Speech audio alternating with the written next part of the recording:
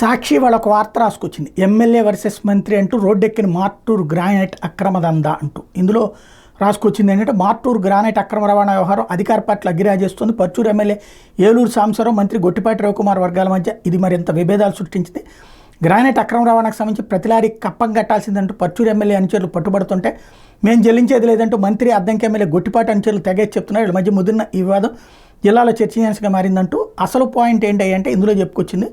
రోజు కనీసం 80 లారీల్లో 30 నుంచి 45 టన్నులు పాలిషింగ్ బండలు జీరో బిల్లుతో తరలిస్తున్నారట.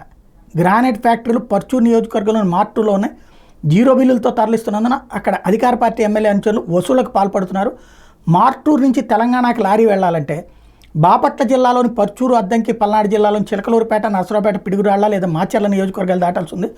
పర్చూరు నియోజకవర్గం నేతకు లారీకి 8,000 చెల్లిస్తుంటే చిలకలూరుపేట నేతకు 2,000, నరసరావుపేట నేతకు 4,000 సరిహద్దుకి కావడంతో మాచర్ల రూట్ను వెళ్తే అక్కడి నేతకు 10,000 లేదా పిడుగురాళ్ల రూట్లో వెళ్తే అక్కడి నేతకు 10,000 చొప్పున చెల్లిస్తున్నారు.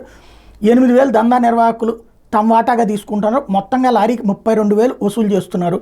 డబ్బు చెల్లించిన లారీలను మాత్రం పిడుగురాళ్ల లేదా మాచర్ల నుంచి తెలంగాణకు అనుమతిస్తున్నారు. లారీకి చెల్లించాల్సిన 32,000 వసూలు అయ్యాకే వాటిని పంపుతున్నారు. ఇలా వసూలైన మొత్తాన్ని పర్చూరు నేత అనుచరులు అందరికీ పంపకాలు చేస్తున్నారు. ఈ వ్యవహారాన్ని పర్చూరు నేత మార్టూరు మండలానికి చెందిన ఓ బీసీ నేతగా పెంచారు. ఆ వ్యక్తి అసెంబ్లీ ఎన్నికలు టీడీపీ నేతకు 2 కోట్ల ఎన్నికల ఫండ్ మొట్టు చెప్పారని సమాచారం. దీంతో కూటమి అధికారంలో వచ్చిన మొదటి వారం నుంచే గ్రానైట్ అక్రమ రవాణా వ్యవహారం అతనికి కట్టబెట్టారని చెప్తున్నారు అన్నటువంటిది హైలైట్ చేసింది. ఇది ఎంతవరకు వాస్తవం అన్నటువంటిది గొట్టిపాటి రవికుమారు అట్లాగే సాంబశివరావు, కావూరు సాంబశివరావు ఇద్దరు సమాధానం చెప్పాల్సిన అంశం.